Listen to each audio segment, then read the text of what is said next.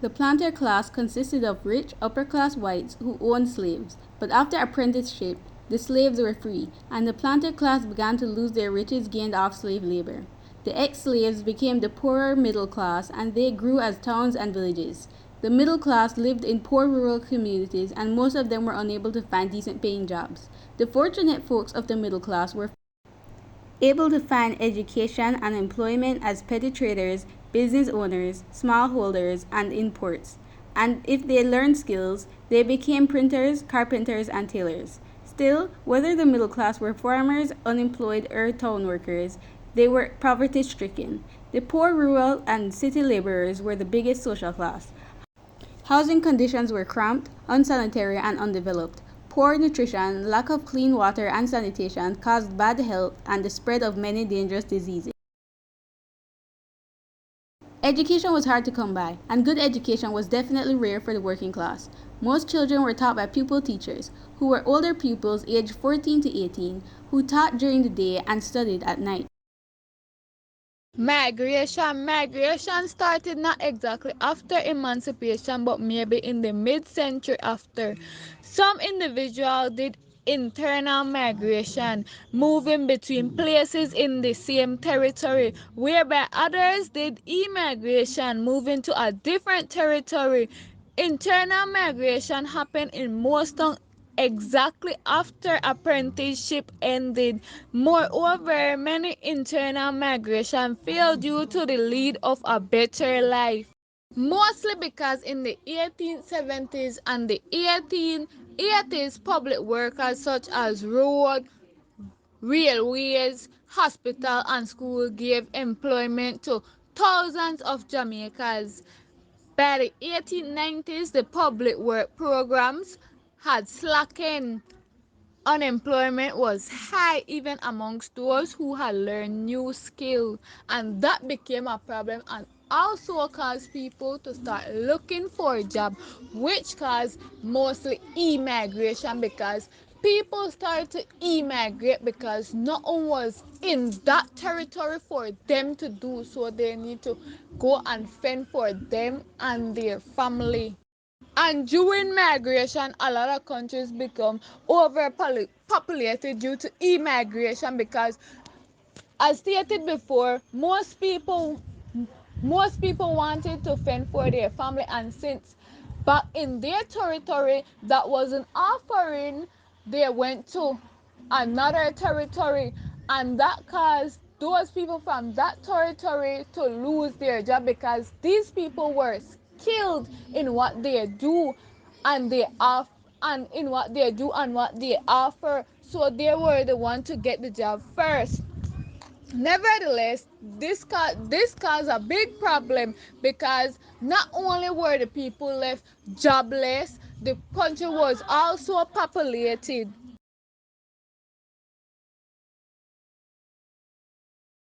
Labor strikes have a history in the Caribbean dating back to the 1840s when indentured servants held strikes in the Guyanese plantations and Trinidad. Early strikes were unsuccessful, met with harsh retaliation, and employers could easily replace the strikers with unskilled workers. In addition to the futility of early strikers, no organized trade unions or laws were in place to protect the rights of striking workers. The first trade unions of the English-speaking Caribbean formed at the hands of skilled working-class men. In these early groups, men raised funds for emergencies among members, like medical expenses or burial fees. Craft unions formed in 1889, and some unions organized strikes with the idea that their employers wouldn't fire them because they had indispensable skills. Unskilled men found it difficult to form such unions, but into the 1900s, the workers held strikes for higher wages and better working conditions. Britain and the USA also had trade unions with thousands to over a million members. The leaders of those unions took it upon themselves to create the British Labour Party, which later became a strong supporter of unions in the West Indies. In 1914, the First World War between Britain and other European countries began, and despite the harsh effects on morale, economies, and livelihood, this war strengthened the Caribbean unions. To fight in the war, the British civil servants in the Caribbean returned to their home country and made space for the Caribbean people. Fewer British products reached the colonies, and local producers took the opportunity to increase their own production. Africans and Afro-Caribbeans emigrated to fill the vacancies left by the British and American men who got pulled into the war. From 1914 to 1918, you would think that Britain would accept help in the war no matter where it came from, but they refused to involve African soldiers for a year. The Caribbean and African men who desired to fight in the war faced discrimination, but eventually, 15,000 West Indians got the opportunity to fight for Britain. Unfortunately, at the end of the year, Caribbean workers were laid off so the British could regain their jobs. Racial pride movements grew, and African labor movements joined the Pan-African movement. The Pan-Africanism was the belief that all persons of African descent shared the same discrimination and concerns. Henry Sylvester Williams and F.E.M. Hercules, two Trinidadian men, were two influential men of Pan-Africanism. Another African and Afro-American movement was the United Negro Improvement Association, UNIA, which Marcus and Ashwood Garvey, a husband and wife, formed the first branch of in 1914. The UNIA quickly gained widespread support, and by 1918, there were enough members for Harvey to afford a small printing press and publish the Negro World. Race, class, and society. So during the time of slavery, the people were categorized in a narrow-pointed pyramid, whereby at the top consists of people such as the planters, British officials, and leading merchants. The middle part, or quote, the larger group was include of managers, overseers, shipping office clerks, etc. Last but not least, the bottom of the pyramid. This was consist of the slaves. This pyramid wasn't put in place to really categorize these people for no reason, but merely to give instruction and set rightful rules for these individuals. Because for the upper pyramid, or the narrow point at the top of the pyramid, whereby these people were the planters or the British officials or leading merchants, they didn't really think that the slaves rule fit for them, and they didn't want to be ruled under the slave rule. So this was one of the main reasons why race, class, and society come about. Nevertheless, race was very important in the pyramid. The upper rank were Europeans, where the bottom was slaves, and the middle were for the free colored people. After emancipation, the pyramid grew. New racial groups include East Indian, Chinese, and Portuguese Marindians were also placed into the social structure. Later on, the attitude of certain individuals started to affect the race and class, especially the slaves who liked to compare themselves and believe they're nothing. This then caused the leaders like Marcus Garvey and Catherine Mackenzie to state quote, that Africans should be proud of their own culture, end quote. Many years later, they had this thing called social mobility, which basically means the ability to move from one place to another, and social mobility is the movement between social groups. This was very beneficial, and in the 20th century, this allows people to move for the resources they need, especially educationally wise. This all ended with the government giving Emancipation Day as a holiday, which was filled with fun activities, function, and many more. Moreover, on the end, the government gained from setting emancipation as a holiday. Up to the 1930s, life was modified by the Europeans and the North Americans wherever they went. A great deal was modified for the wealthy people living in London or NYC. For instance, New Year's Eve balls were held at hotels for the elites, while afternoon tea was a daily activity for the rich people. Men of larger colonies would be members of a club and go to each other's homes for recreational activities. They would print out calling cards and invitations, which would be given out by servants by the door. Up to the 1930s, most recreation was laced with important occasions like birthdays, jubilees, and so on. The streets were decorated and illuminated, there were military parades, public dinners, and racing.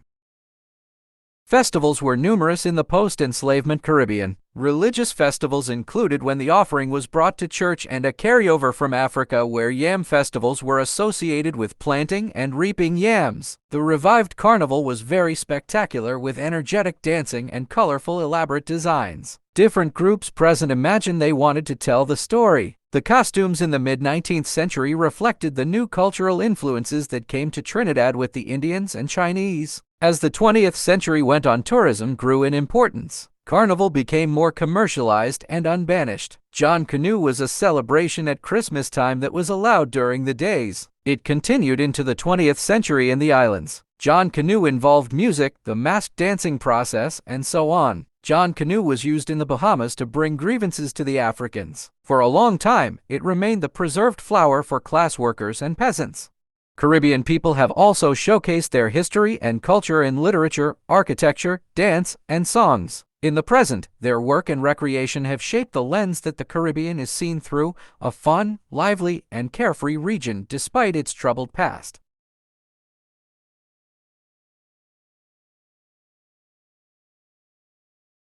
Britain revolved partly on religion. Its established church was the Church of England, and the King and Queen were the head. And the curates came second to the lore in society. At first, the Church of England had no interest in converting enslaved Africans to Christianity until, in the 18th century, they began missions of conversion and found it unsuccessful because they never challenged enslavement itself. Apart from the leaders and members of the Church of England were the nonconformists. They were Christians who refused to abide by the rituals and beliefs of the Church of England, and instead focused on personal worship of the Lord. Nonconformist churches began growing in size and strength. In the Caribbean, Baptists were successfully introducing slaves to Christianity with their proper depiction of the religion instead of the wayward Church of England's way. Methodists and Moravians were also successful in the same objective, and these Christian groups did important work bringing the facts of slavery to the public.